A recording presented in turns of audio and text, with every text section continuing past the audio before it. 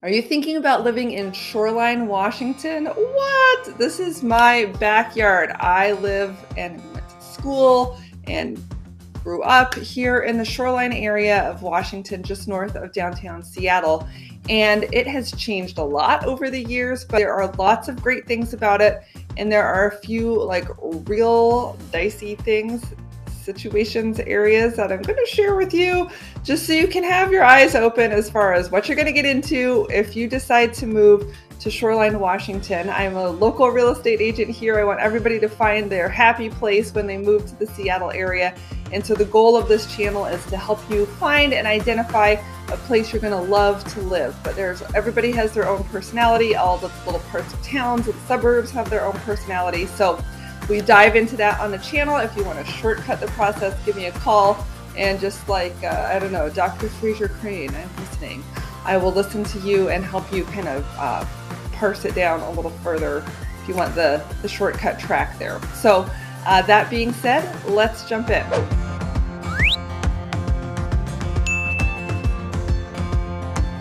Now, if this is the first time to visit my channel, I just want to say welcome. I'm so glad you're here. I love you already. And I would love for you to subscribe so that you don't miss different videos. Every week we try to publish a new video, and we're going to be going into lots of different neighborhoods. So if you want to get a feel for how other neighborhoods compare to Shoreline, then these upcoming videos are for you, as well as the other videos on my channel.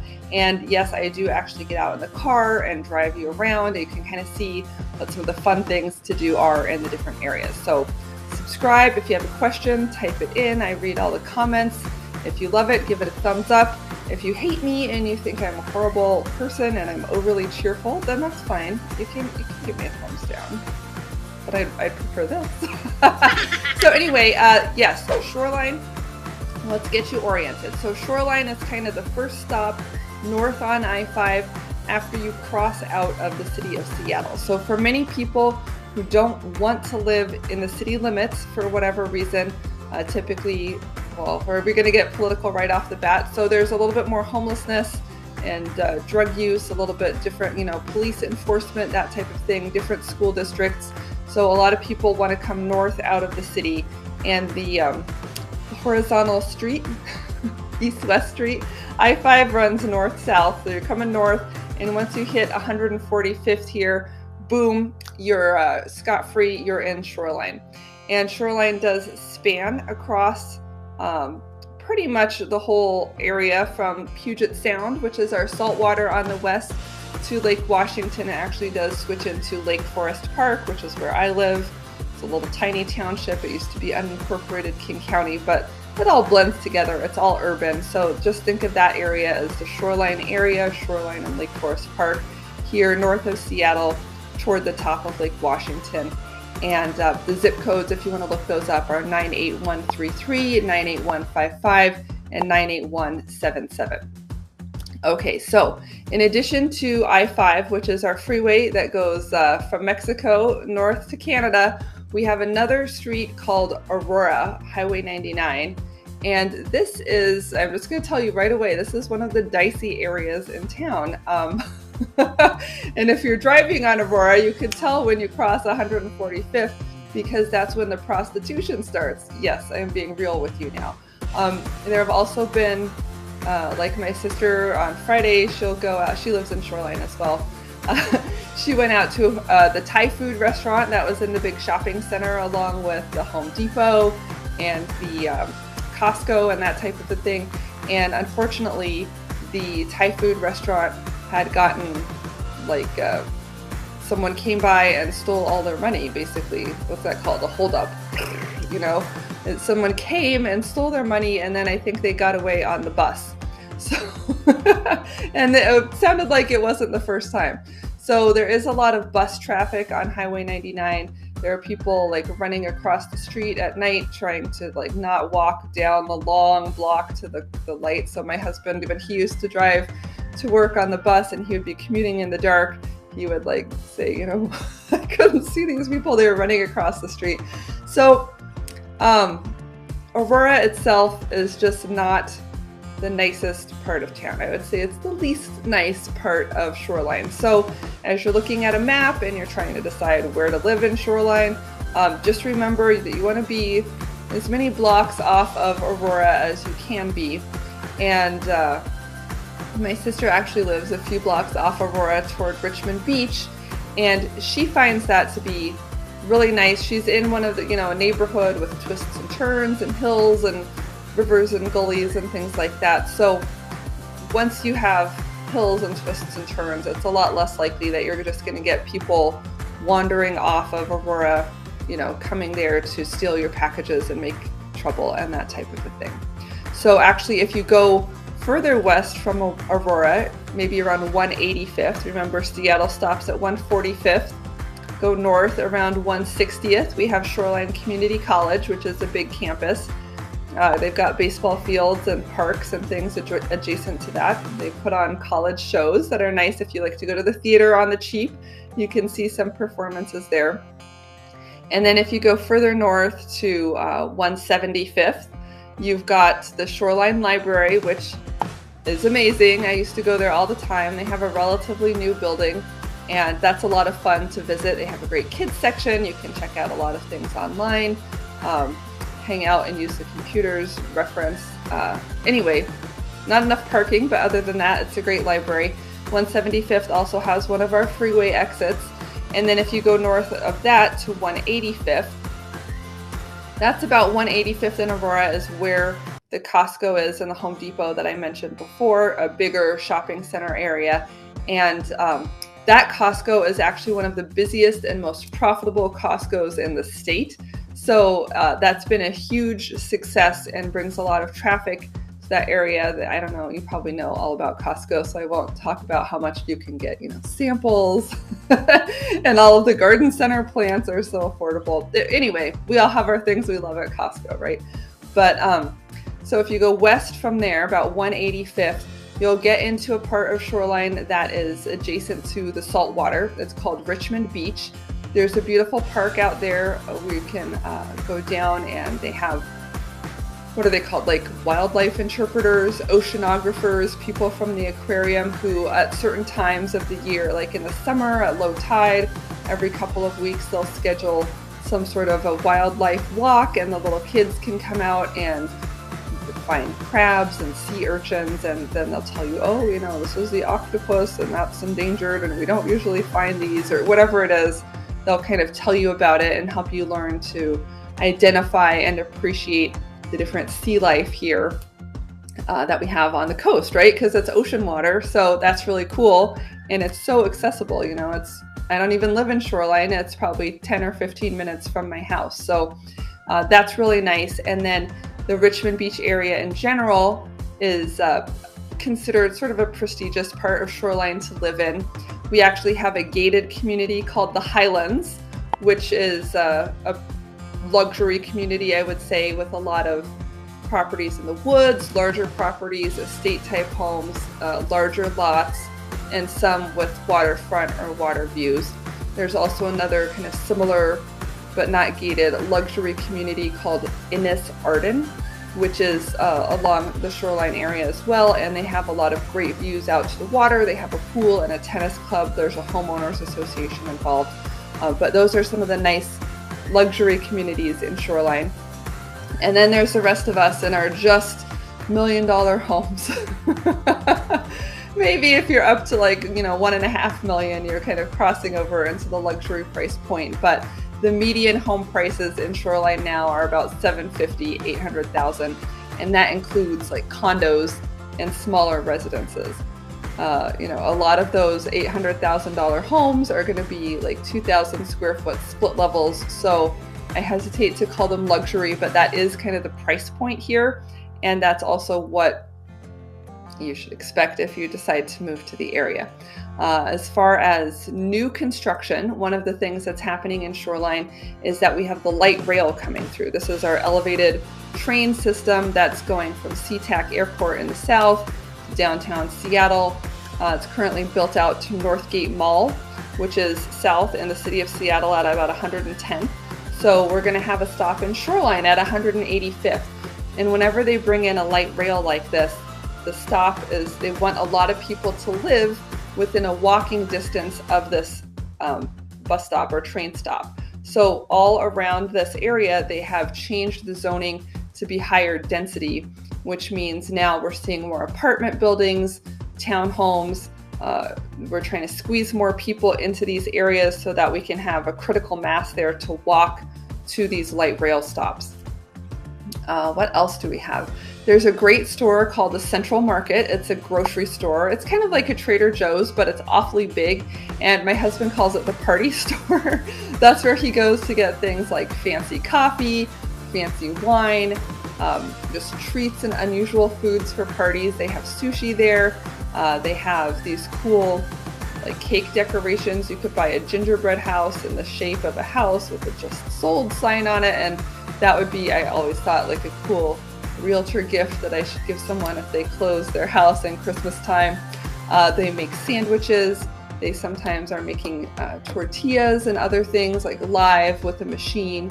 They have all these natural products like machines that grind up peanuts for peanut butter, almonds for almond butter. They have homemade soaps and lotions. And one of the things I love is taking the kids there to the fish tanks, right in the seafood section. They have a lot of live shellfish. So they have live crabs, live lobsters, live oysters, live clams, and they're all in the tanks. And sometimes they're like trying to climb and get out. So the kids get a real kick out of that, let me tell you. I don't know if you guys know, before I was actually in between being a real estate agent, I got my license, I had my kids, and I kept working after I was a stay-at-home mom with them for a while. And so I really mastered the art of taking a long time doing the errands and finding really fun places to go, like the library where they would have story times to amuse the kids. And that was much better to be out of the house doing a lot of things slowly rather than just like sitting at home with them all day and having them circle the living room, climbing on the furniture, jumping and screaming, right? So I don't know. I don't know what your kids are like, but it's hard to be in a dark, cloudy, at home, trapped in your living room type of experience for all that long, every day, all winter, for years, right? So we have all our coping mechanisms. So Central Market, we have parks. Hamlin Park is a good one. It's very woodsy and forested. You can walk around on these trails, and it backs up to Shoreline High School and Kellogg Middle School. So when I was going to school there, these are the trails where I would run cross country. A lot of people take their dogs there and secretly let them off leash, which doesn't seem to be overly enforced. There's also some baseball fields and some toys and jungle gyms for people to jump around on. There are like picnic shelters. You can have a little fire. Our Cub Scout troop would come here to learn about making fires and that type of thing. So Hamlin Park is fun, but it's dark and woodsy. The park that I really enjoy going to is called Paramount Park. I think on the map it's called Paramount School Park or something, but this one is totally wide open. It's toward the top of a hill and it's very sunny, and it's basically like a huge field, but it's very sunny. And my sister and I and another friend of ours used to meet there every morning, or like 3 days a week or something, to go on a walk. And they have this kind of zigzaggy, walking track around it. And for a while, the city of Shoreline was sponsoring these events. So like all through the summer, you could track how many laps you walked and then report that on to the Shoreline website. And they would see who walked the most, and then they would give you a prize. So I don't know if nobody else was doing it but us and my uncle, but one year the three of us won the prize and we all got t-shirts.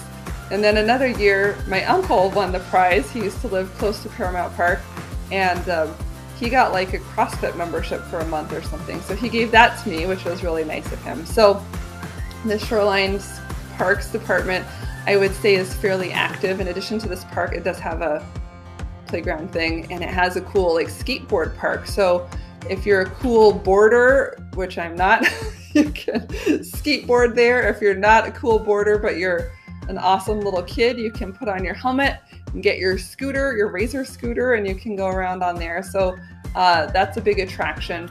On the back of Hamlin Park, I know I said a lot of dogs were off leash. which they are, but there's also an official off-leash dog park, which is kind of not as an attractive location. It's kind of like in a parking lot area, but it's a big area for dogs to run around off-leash in a sanctioned setting. So that's available too. Oh, I know what I was going to say. I was going to talk about the Shoreline outdoor. I was going to talk about all the events that are sponsored by the city of Shoreline, which has, I think, a very robust community building push. So one of these is at Cromwell Park, which is by the Shoreline Courthouse. They have some beautiful baseball fields and wetlands and playgrounds and kind of an outdoor gazebo with this big lawn.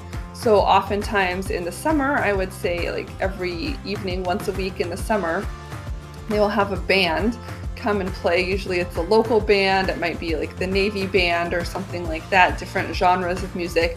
And they'll sit on the stage and play like a 2-hour concert.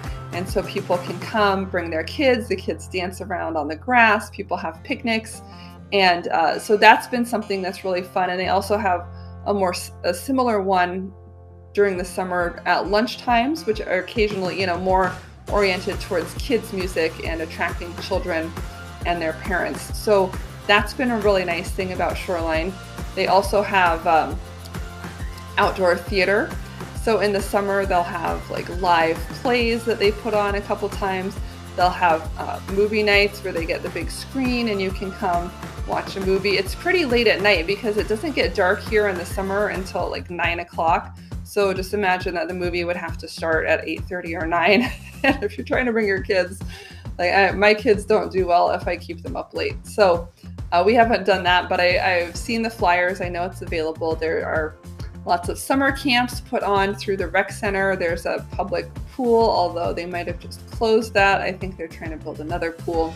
There's a artificial turf track and field. That's where I used to go jogging with my dad when I was getting in shape for cross country.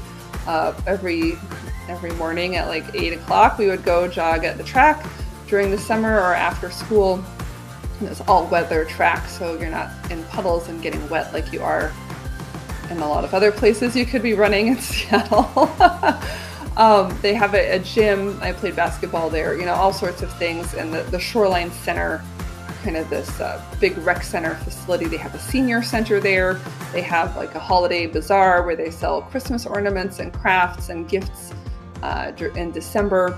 So that's kind of a hub of offices and Shoreline city-owned property that hosts a variety of these community outreach types of activities. A lot of people wonder about the schools. Shoreline schools are thought to be very good. At least when I was growing up, that was always how they were thought of. I think when I look at the greatschools.org, their scores are somewhat lower than I would have thought. I think it's 7, 6, you know, that kind of a range. So they do have AP classes, they have special needs classes, they have probably about 2,000 students at the high school. They've just remodeled all of the buildings. What else was I going to say? They have like cheer, hip hop classes, chess club, you know, football, baseball, all the sports. So the schools, I think overall are very well funded. The buildings are excellent. They just remodeled the high school. Shorecrest and Shoreline are new facilities. They just remodeled the middle schools. A lot of the elementary schools are, you know, like I went to Brookside 40 years ago and now it's a different building altogether.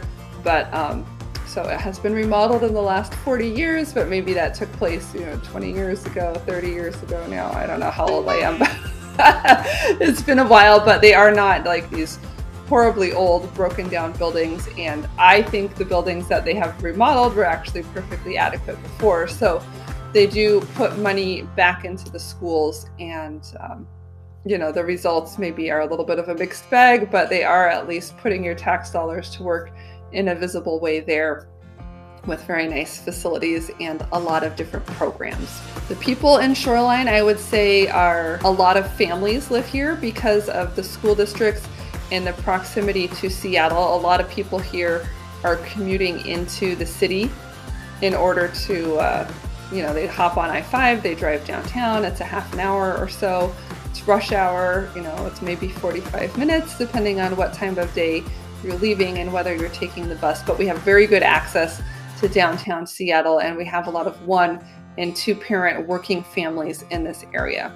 So the kids programs are pretty extensive and pretty high quality, but it doesn't have a feeling of being especially posh. You will meet lots of people who work at Amazon if you take your kids to the park. There's a big family of 70,000 of us who have people working at Amazon. You'll see a lot of Teslas when you're driving around. So, I mean, there's definitely money in the area, but it's a mixed bag as far as the people. Like my parents, I look outside, I see their house. They've lived here since the 1970s. And a lot of people who have rooted here. I'm selling a house next week that the lady has lived in, for 30 or 40 years. Same thing, move to the area, have kids, raise them up, and just stay in the house. So there are a lot of people like that, and they may or may not have had like the money to build on or improve their house over time. So we even will see like some older and dilapidated homes in the Shoreline area, but at the same time, the house next door might be selling for $1 million. And so the new family who comes in is potentially at a very different like socioeconomic strata from the person that bought the house for $40,000 30 years ago, right? So just to be aware of that dynamic, it's not like a uniform swath of new construction that everybody bought, in the last 5 years, and they're all at the same price point and the same point in life. There's a lot of diversity in our community, and for the most part, I think people really embrace that. There's not a big sense of judginess or, we all recognize that we're all different and diverse, and it's okay with that. But at the same time, if you're the type of person that likes to see cookie cutter houses where everyone's lawn is green and mowed, you may not get that here. There might be the old guy in the overgrown lawn who is not able to like take care of and update his home next to these other like nicer ones. So kind of in this area, you get what you get. You pay the price to come in, cost of entry, and then you help your neighbors out if you can, but you just recognize that what you see is what you get. There's sort of a diversity in the appearance of the homes, the upkeep of the homes. Overall, I would say people in Shoreline love their dogs. They love their yards and gardening. There's a lot of gardening here, and if you don't have enough space for sun, you might have a shady lot. If you don't have the right spot for a garden in your house, there are actually like community gardens where you can go and rent from the city for 1 year a garden plot in a park or something, so you can go have that experience of planting seeds in the ground and having things grow, and it's nice and manageable. Water is included. You can have meet other gardeners out there, and the only problem is it's like in public, so if you have people who really want to eat your crops, they could steal something from you. But I don't know how many like carrot thieves there really are on the prowl at Shoreline. Maybe some of your cherry tomatoes will go. So, you gotta stay on top of those things. But overall, I would say Shoreline is a great community, friendly, lots of resources, great commute into Seattle, a little bit longer commute into Bellevue. It's not the perfect place for getting into Bellevue, but you can get there by going over the top of the lake and onto 405 or south on I-5 and across 520, which is now a toll bridge. So you do have some options. You can certainly access both sides, but it's best for people who are working in Seattle. So if you have any other questions about Shoreline, put them in the comments below. If you don't, make sure you check out my next video. If you're thinking about moving to Seattle and need help buying or selling a house, please give me a call, text, smoke signals, carrier pigeon, whatever you want. I'm here to help you. My name again is Emily Cressey, and I hope you have an awesome day.